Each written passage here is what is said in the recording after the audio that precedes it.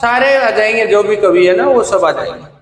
उसके बाद संत साहित्य, ये अलग है ना, वो दादू दयाल जी इसमें आएंगे। इसमें जो भी संत है उनका साहित्य, जो संत संप्रदाय ऊपर पढ़ा था ना अपन ने, उसमें से किताबें इधर आ गई, संत उधर रह गए। ठीक, दो भागों में डिवाइड हो गया ये पार्ट। फिर आता है लोक साहित्य। लोक साहित्य मतलब लोक साहित्य, लोकोक्तियां जो गांव में जो प्रचलित है वो सब इसमें आ जाता है। उसके बाद में आता है अपना ये राजस्थान का सामान्य ज्ञान। इसको हमारे एक किताब चलती है जिसका नाम है राजस्थानी वन लाइनर। ये अभी मिल जाए तो अच्छी बात है ना, ये नहीं मिलेगा सारा मैटर, वो अलग चीज है। अरे अधिकांश नहीं मिलेगा, लिमिट में मिलेगा। अधिकांश से क्या सिलेक्शन लेना है या फिर अधिकांश तय करना है? वहां अपने को 100% एक्यूरेंसी चाहिए, वो उस पर चलेगा काम। ऐसे थोड़ी अधिकांशता मिल जाता है। अपन मैटर बनाया, हमें 10-10 साल हो गए बनाते, अधिकांशता में मिलता तो फिर हम कॉपी करके पेस्ट नहीं कर देते उस पर। क्या लग रहा है आजकल 2 मिनट में हो जाता है, तो अब बहुत मेहनत लगती। ये किताब आती है अपनी वन लाइनर। वन लाइनर में सबसे पहला ही चैप्टर हमने इसी के अकॉर्डिंग डाला है, राजस्थान के प्रतीक चिन्ह, पूरा का पूरा। उसके बाद राजस्थान सरकार की फ्लैगशिप योजना अभी की तारीख में 25 हो गई है, पहले अलग थी, अब वापस सरकार ने चेंज किया है तो वो नई वाली डाल दी। अनुसंधान केंद्र राजस्थान के लगभग 50-52 अनुसंधान केंद्र है, वो सारी की लिस्ट डाल दी है पूरी पूरी। राजस्थान के प्रमुख धार्मिक स्थल, ये पर्यटन वाला चैप्टर पढ़ेंगे। इसके अलावा ये मंदिर वंदिर पढ़ेंगे, वो यहाँ भी है। प्रमुख खिलाड़ी, ये चैप्टर आप जितना राजस्थान के चर्चित खिलाड़ियों को रोजाना देखोगे उतना बढ़िया है, क्योंकि अगर आप एक साथ याद करना चाहो तो ये संभव नहीं है। इसलिए आप डेली के डेली अखबार को देखो, कोई राजस्थान के खिलाड़ी का नाम आ गया उसको देखो, है ना। राजस्थान के प्रसिद्ध नगर स्थल, ये कोई बड़े चैप्टर नहीं है, प्रसिद्ध नगर स्थल जो भी है वो आराम से, जैसे जयपुर है तो उसके बारे में कुछ थोड़ी बहुत जानकारी वो है। यहाँ पर देखो इन्होंने क्या किया, वहां उद्योग ऊपर डालना था, इन्होंने उद्योग को वहां से हटाया और उद्योग को कहाँ लेके आए, नीचे लेके आए, लेकिन छोड़ा नहीं है तो इधर आ गए अपन उद्योग पर। अब आते हैं यहाँ पर राजस्थान की प्रशासनिक व्यवस्था, यानी कि आपके पॉलिटिकल साइंस का पार्ट भी। कौन सा पार्ट है? जो हमारे अभी चल रहा है कितनी बजे से, 12 बजे से 1 बजे में, वो ये वाला पार्ट है। कौन सा पार्ट है वो? ये राजस्थान की कौन सी व्यवस्था? प्रशासनिक व्यवस्था। उसके बाद में राजस्थान में जन कल्याणकारी योजनाएं, जो पहले फ्लैगशिप योजनाएं थी अब उनको सरकार ने वापस क्या कर दिया है, जन कल्याणकारी योजनाएं, यानी योजना दोनों ही तरह की पढ़नी है। ये तो था राजस्थान जीके का पूरा पार्ट। अभी कार्यक्रम समाप्त नहीं हुआ, अब कार्यक्रम शुरू होता है यहां से। देखिए सबसे पहले क्या है, शैक्षिक परिदृश्य है, शिक्षण अधिगम के नवाचार, यानी कि शिक्षा के क्षेत्र में जो भी नवाचार है। आप बताओ सबसे बड़ा नवाचार क्या है? अभी शिक्षा के क्षेत्र में सबसे बड़ा नवाचार क्या है? नई शिक्षा नीति, न्यू एजुकेशन पॉलिसी। इसके बारे में हमें ज्यादा से ज्यादा डिटेल तैयार करनी है। दूसरा आता है कि राज्य और केंद्र सरकार की विद्यार्थी कल्याणकारी योजनाएं। विद्यार्थी कल्याणकारी योजनाओं का मतलब सारी योजनाएं आ गई इसमें, जो भी स्कूटी योजना से लेकर के छात्रवृत्ति योजना, इंस्पायर योजना से लेकर के प्रतिभा खोज योजना, सब आ गई। जो भी विद्यार्थियों का भारत का जानो प्रतियोगिता भी देखी होगी ना आपने, वो सब इस तरह की। विद्यालय प्रबंधन समितियां, जो एसएमसी होती है, स्कूल मैनेजमेंट कमेटी होती है, एसएमसी बोलते हैं उनको, तो एसडीएमसी और एसएमसी वो सारा इसमें आ गया। यहाँ पर ये इन्होंने फिर से लिखा है राष्ट्रीय शिक्षा नीति, यानी कि दोनों जगह पे आपका। और ये जो सरकार के द्वारा दीक्षा राइज है, दीक्षा ऐप है, वो सब नवाचार है, तो वो सब यहाँ पर आ गए अपने।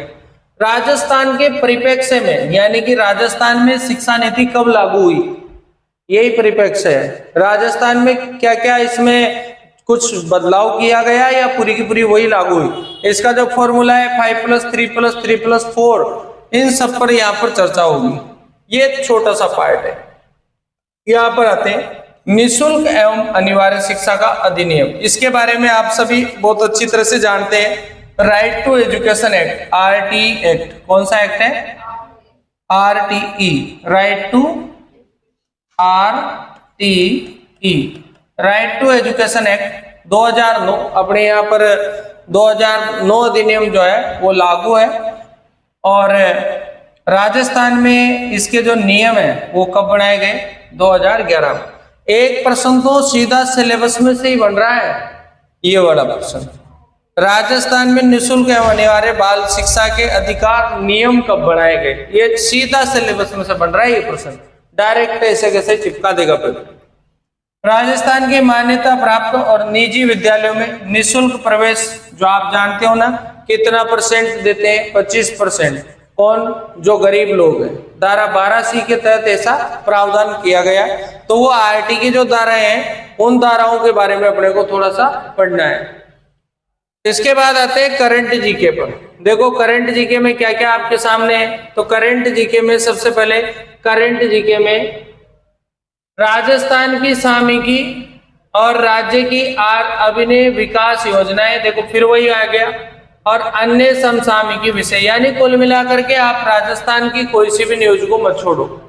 राजस्थान में जो भी है, मंत्री है, व्यक्ति है, आयोग है, इन सब को अपने को रखना है। अब ये कहाँ से रखेंगे? बिल्कुल जनरल पॉइंट है। एक तो अपने को रोजाना के रोजाना हमारा ट्यूटोरियल स्टार्ट होगा स्पेशल रीड, उस स्पेशल रीड में ये जो भी है वो छाट के हम डाल देंगे ऐप पर। तो वो डेली का डेली आपको उसी में से, आपको अलग से काम नहीं करना पड़ेगा, हमारी टीम काम करेगी और वो ये मैटर पूरा का पूरा उस पर डाल देगी, ये काम उनका रहेगा। उसके बाद आते हैं विद्यालय विषय। अब ऐसे विषय रहेंगे जिसमें हिंदी आ गई आपकी, हिंदी में शब्द भेद, संज्ञा, सर्वनाम, विशेषण, क्रिया, क्रिया विशेषण, संधि, समास, शब्द रूपांतरण, शब्द शुद्धि, मुहावरे, लोकोक्तियां, लगभग बेसिक जो जानकारी है वो सारी आ गई। 5 प्रश्न आएंगे, 10 अंक आएंगे। कितने प्रश्न आएंगे?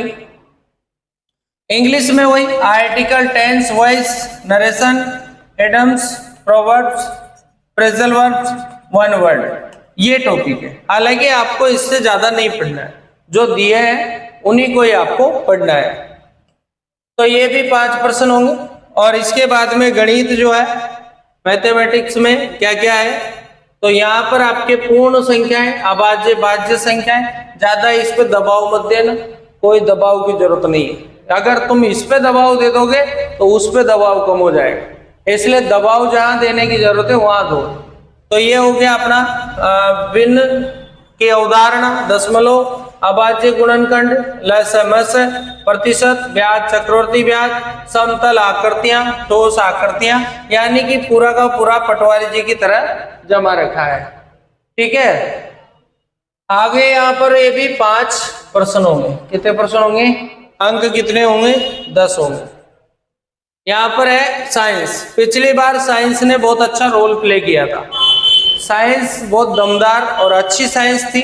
ज्यादातर बच्चे क्यों फंस गए उनको ही पता है। क्या हुआ था कि जैसे 5 प्रश्न आए, 2 सही हो गए, 3 गलत हो गए, अब बचा क्या? बचा क्या? 3 गलत हो गए, 2 सही हो गए, बचा क्या? 1/3 माइनस मार्किंग है ना, तो 1 बचा। क्या बचा? जिससे बढ़िया तो 2 ही कर लेते तो 2 बचते, और 2 बचते तो नंबर आता।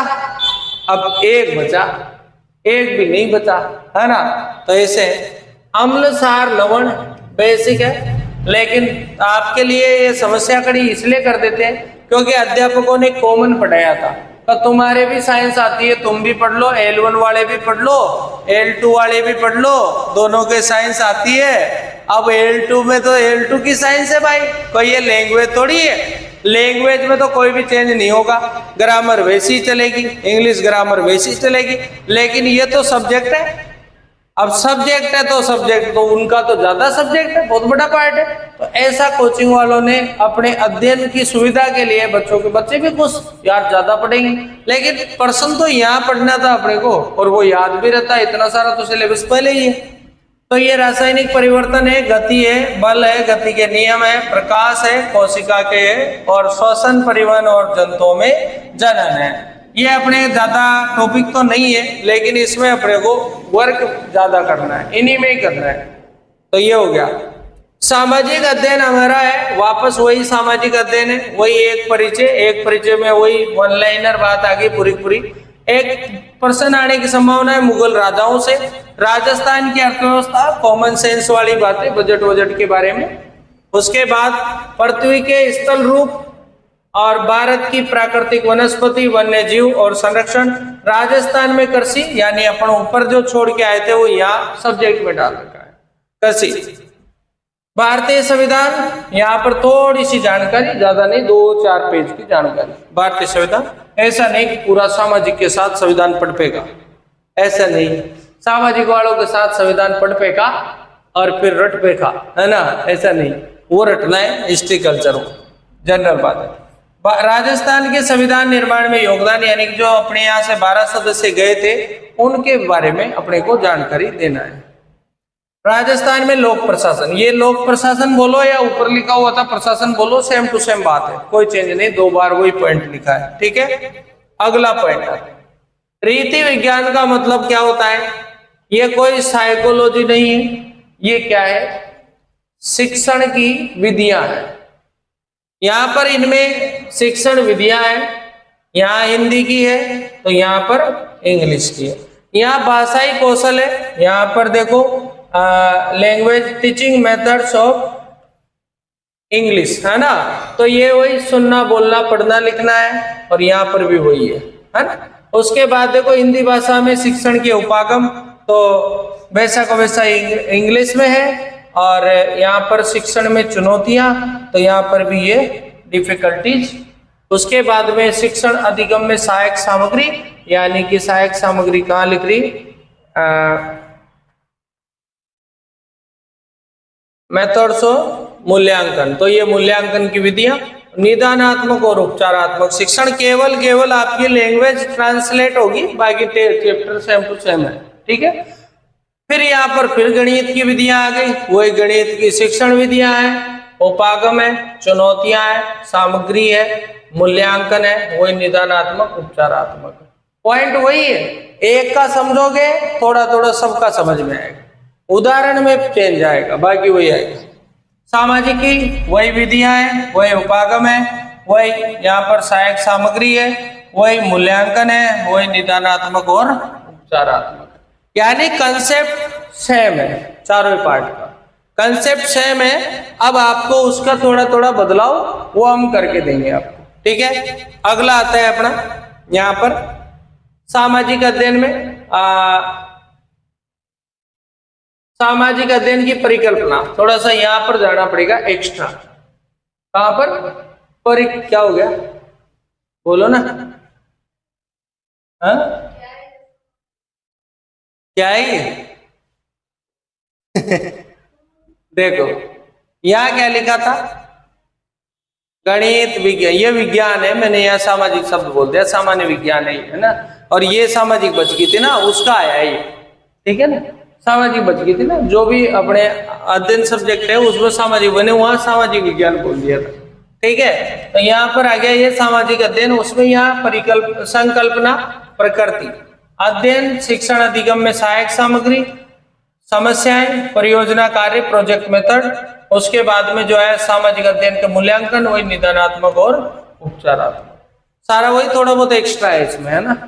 उसके बाद यहाँ पे 8 अंक का मतलब 4 प्रश्न।